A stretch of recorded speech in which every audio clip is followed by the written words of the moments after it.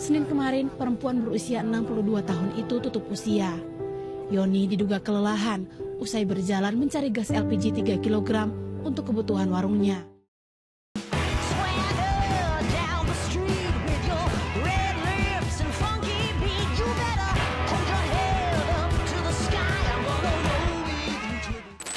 Sudah lihatkan bagaimana sebuah kebijakan bisa membunuh rakyat secara langsung?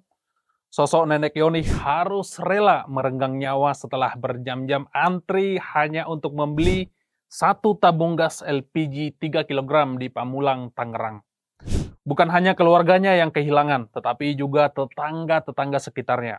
Bu Yoni sehari-hari adalah penjual nasi uduk. Setiap pagi, warga yang menikmati masakan nasi uduk Bu Yoni, jualannya menjadi andalan saat sarapan warga sekitar kawasan Jalan Beringin, Pamulang. Bu Yoni sudah lama berjualan dan warga sangat tergantung kepada nasi uduk Bu Yoni untuk sarapan pagi, lengkap dengan gorengan-gorengan, lontong, atau hanya sekedar untuk seruput kopi hitam. Kematian Bu Yoni adalah duka bagi seluruh rakyat Indonesia.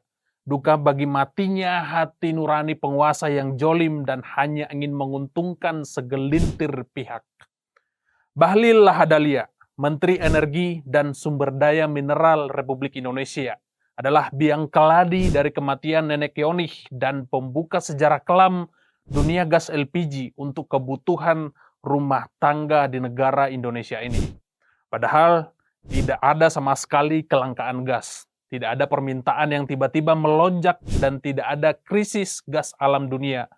Tiba-tiba saja Menteri Bahlil membuat aturan yang bagi saya ngaco. Bahlil ingin mengubah mekanisme distribusi dengan dalih mencegah permainan harga oleh para pengecer.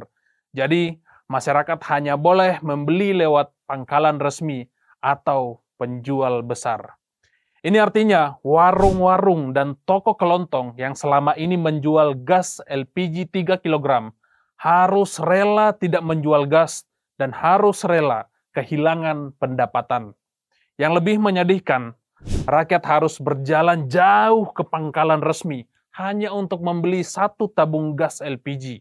Padahal tidak semua warga mampu berjalan sejauh itu atau sekuat itu untuk menenteng bolak-balik tabung gas LPG 3 kg. Apalagi akses pangkalan resmi dalam satu kelurahan itu sangat terbatas. Bayangkan jika ada 10.000 kepala keluarga yang butuh gas LPG 3 kg, maka akan terjadi chaos di daerah pangkalan resmi. Antrian akan semakin mengular dan stok belum tentu tersedia untuk yang antri semua. Bukan tidak mungkin akan ada nasib atau yang senasib seperti Bu Yoni meninggal karena kelelahan. Jika alasannya soal permainan harga, berapa sih keuntungan dari pengecer gas LPG 3 kg? Sedikit. Pengecer hanya mengambil keuntungan Rp2.000 sampai Rp5.000 per tabung gas. Dan sampai sekarang tidak ada warga yang berani protes atau tidak ada yang mau protes dengan harga LPG 3 kg di kisaran Rp20 sampai Rp25.000. Jadi, apa yang membuat Bahlil harus memaksakan untuk memutus rantai pasokan gas LPG 3 kg yang sudah berjalan dengan baik selama ini? Dugaan saya begini, ini soal gali lobang tutup lobang mafia. Ada banyak calon pemilik pangkalan titipan dari kroni-kroni. Biasanya mereka ini yang merasa ikut berpartisipasi atas kemenangan Pilpres 2024 dan kerjasama politik. Mereka-mereka ini harus dikasih balas jasa, salah satunya bermain di migas kelas kecil. Imbasnya, pedagang eceran harus dibunuh dengan alasan ada permainan harga. Padahal tidak ada masyarakat yang protes soal harga gas LPG 3 kg kepada pengecer karena masih dalam batas yang masuk akal. Dalam waktu yang sama, pangkalan baru atau orang-orang titipan ini sedang disiapkan untuk menguasai area pedagang eceran yang telah lumpuh. Mungkin harga menjadi lebih murah sedikit. Biasanya dari Rp22.000 menjadi Rp20.000 dari pangkalan yang baru. Jadi, jangan heran kalau akan muncul penjual-penjual LPG baru dengan status pangkalan berkedok nomor izin berusaha atau NIB. Mereka ini akan menjual dalam skala besar, lalu para pengecer akan gigit jari karena sudah kalah bersaing dari harga, kalah pula dari jumlah stoknya. Pengecer yang masih bertahan dipaksa menuruti harga dari pangkalan baru dengan deal-deal tertentu. Salah satunya wajib stok barang dari pangkalan baru dengan jumlah tertentu setiap hari atau setiap minggunya. Pengecer yang tidak kuat dengan harga baru, mereka akan gugur lalu berimbas besar kepada UMKM, terutama kepada warung-warung dan toko kelontong. Jika banyak warung yang sudah dibunuh, maka pengangguran akan semakin meningkat dan melahirkan orang-orang miskin yang baru di negeri ini. Angka kemiskinan akan semakin meningkat dan ketergantungan kepada bansos akan semakin tinggi. Seolah-olah pemerintah terlihat baik, nyatanya penguasa hanya sedang menjaga lingkaran setan kemiskinan di negeri ini. Ini hanya soal strategi busuk saja, mumpung lagi berkuasa. Apapun bisa dilakukan atas nama hukum dan undang-undang.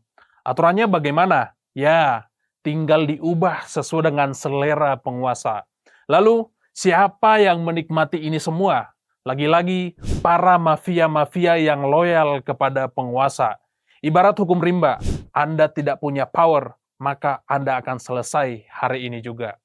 Tragisnya, sistem ini akan susah untuk diubah. Merusak kembali mekanisme pasar, sangat membutuhkan pengorbanan besar dan berdampak kepada ekonomi makro negara ini. Saran saya, jika memang niatnya benar-benar untuk mengurangi harga gas LPG di tingkat pengecer, lebih baik pemerintah jangan memukul rata di semua daerah di Indonesia. Lebih baik sistem yang baru itu diterapkan di daerah-daerah yang lain. Misalnya di Kalimantan, di mana harga gas LPG 3 kg bisa menyentuh angka Rp40.000 sampai Rp45.000 per satu tabungnya.